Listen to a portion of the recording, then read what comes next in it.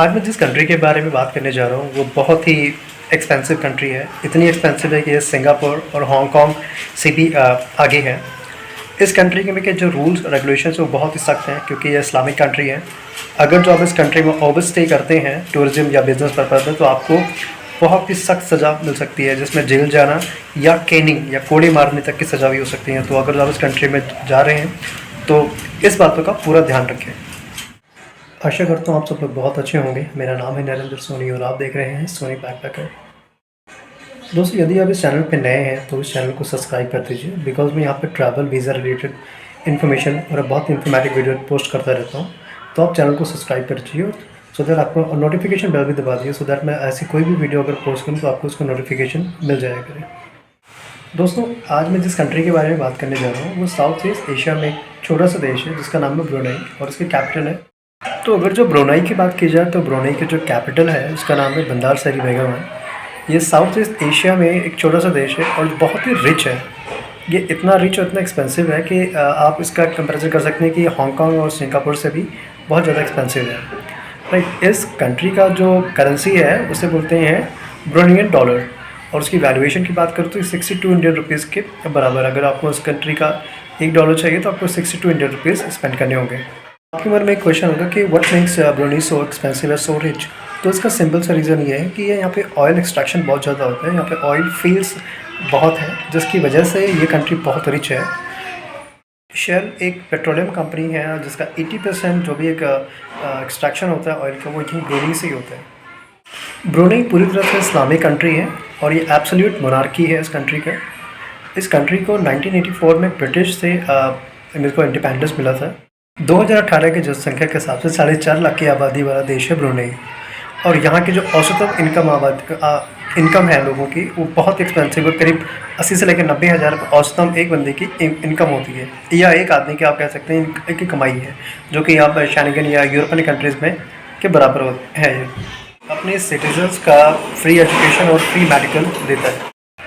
Car के मामले में भी ब्रुनेई नंबर 1 पे है। यहाँ पे हर एक व्यक्ति के पास अपनी खुद की गाड़ी है, खुद की कार है।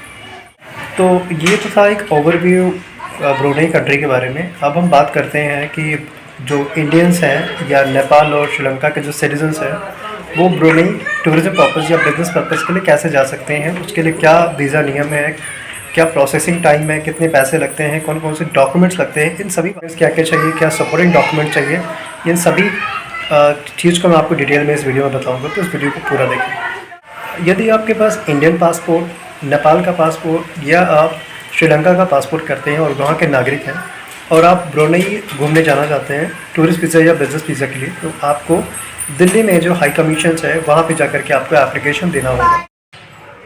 तो ब्रुनेई का टूरिस्ट वीज़ा पाने के लिए या बिज़नेस वीज़ा अप्लाई करने के लिए यदि आप इंडिया, नेपाल या श्रीलंका के सिटीज़न हैं और वहाँ इस कंट्री का आपके पास पासपोर्ट है तो आपको जो तरीके हैं वह बता रहा हूँ उस तरीके से ही आपको अप्लाई करना होगा और आपको ब्रुनेई का वीज़ा मिल जाएगा। तो वो तरीके ये हैं। डॉक्यूमेंट्स आपको चाहिए, सबसे पहले तो आपको पासपोर्ट चाहिए जिसकी वैलिडिटी एटलीस्ट 6 मंथ तक वैलिड हो, जो कि आपका पासपोर्ट एक्सपायर ना हो। 6 पन्ने इसके अंदर ब्लैंक होनी चाहिए आपके पासपोर्ट में। उसके बाद आपको चाहिए कलर फ़ोटोग्राफ, 3-4 रख सकते हैं वाइट बैकग्राउंड के साथ कलर फ़ोटो। यदि आप स्पेक्स वगैरह लगाते हैं तो उसको आप निकाल के फ़ोटो खिंचाएँ, या जो वीज़ा फ़ोटोज़ के बारे में आपको नहीं पता है तो वीज़ा स्पेसिफिकेशन को चेक कीजिएगा जब आप वीज़ा फ़ोटो निकलवाने जाएँ तो। उसके बाद बारी आती है आपके बैंकिंग की कि आपके पास सफिशेंट फ़ंड कितना है। यदि आपके अकाउंट में 1.5 से 2 लाख रुपए पड़े हुए हैं तो आप उसका स्टेटमेंट निकाल करके पिछले 3 महीनों का स्टैंप लगवा के सिग्नेचर करा के आप उसको एज ए फाइल के तौर पे, डॉक्यूमेंट्स के तौर पे उसको आप यूज़ कर सकते हैं। उसके बाद आपका ट्रैवल आइटनरी बनाइए। ट्रैवल आइटनरी में आप ये बताइए कि आप कितने दिन आप रहने वाले हैं ब्रुनेई कंट्री में और कहाँ कहाँ आप घूमोगे उस टाइम में। उसके बाद आपका एक होटल अकोमोडेशन बुक होना चाहिए पहले से। उसके बाद आपके पास होना चाहिए कि आप सपोर्टिंग डॉक्यूमेंट्स के तौर पर लगा सकते हैं कि आपका ट्रैवल इंश्योरेंस होना चाहिए, जो कि बहुत मस्ट है। वैक्सीनेशन अगर ले चुके हैं 2 डोज़ या 3 डोज़, उसका एक सर्टिफिकेट की कॉपी आप लगा दीजिए। उसके बाद यदि एज ए कपल जा रहे हैं तो मैरिज सर्टिफिकेट लगा सकते हैं। कोई माइनर जा रहा है, छोटा बच्चा आपके साथ जा रहा है तो उसका बर्थ सर्टिफिकेट लगा सकते हैं। यदि आपको कोई उस कंट्री में इनवाइट कर रहा है बिजनेस मीटिंग, सेमिनार या वेबिनार के लिए, तो इस इनवाइटी का इनविटेशन लेटर, वो क्या काम करता है, कहाँ रहता है, कहाँ इनवाइट कर रहा है, वो सारी डिटेल्स का भी आप एक ब्यौरा बना करके अपने फाइल में लगाएंगे। वो आपको एक सपोर्टिंग डॉक्यूमेंट्स की तरह काम करेगा। तो यही सारी चीज़ें होती हैं। और हाँ, रिटर्न फ्लाइट ज़रूर लें। यदि आप उनको बताएं कि आप इतने दिन रहेंगे और उसके बाद रिटर्न अपनी कंट्री में ही आएंगे, वो एक टाइप का बहुत स्ट्रॉन्ग डॉक्यूमेंट्स प्ले करता है। तो यही सारे डॉक्यूमेंट्स होते हैं और यही सारे डॉक्यूमेंट्स को आप इसको लगाएंगे। वीज़ा एप्लीकेशन फॉर्म फिल करेंगे। वीज़ा एप्लीकेशन फॉर्म करने के बाद फिर देन आप 1000 रुपीज़ का जो फ़ी होता है कंसिडरेट फ़ी, वो आप जाकर एम्बेसी में जमा करेंगे। एम्बेसी नहीं, हाई कमीशन जो आप इंडिया में है, ये तीनों देश के नागरिकों के लिए ही एक है। वहाँ पे जाकर के आप इसको शो करेंगे और इस तरीके से आपको 6 या 7 दिनों के भीतर आपको आपका वीज़ा मिल जाएगा। तो ये तरीका और ये डॉक्यूमेंट्स और ये प्रोसेसिंग टाइम जो आपको मैंने बताया, यही तरीका है ब्रुनेई का वीज़ा पाने के लिए। अगर जब मैं कॉस्टिंग की बात करूँ तो कॉस्टिंग बहुत एक्सपेंसिव है ब्रुनेई में। ब्रुनेई जैसे कि आपको मैंने पहले बताया कि ये सिंगापुर और हांगकांग से महंगा है और 62 रुपीज़ की वैल्यूएशन रहती है यहाँ पे।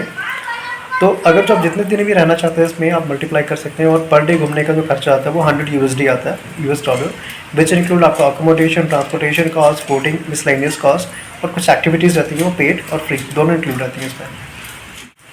बंदार से बेगावन या ब्रुनेई जाने के लिए आप इंडिया से भी फ़्लाइट ले सकते हैं। और आप चीपर फ्लाइट लेना चाहते हैं तो मलेशिया, सिंगापुर या बैंकॉक से भी आप फ़्लाइट ले सकते हैं और ईज़िली इस कंट्री में जा सकते हैं और वेकेशन एंजॉय कर सकते हैं।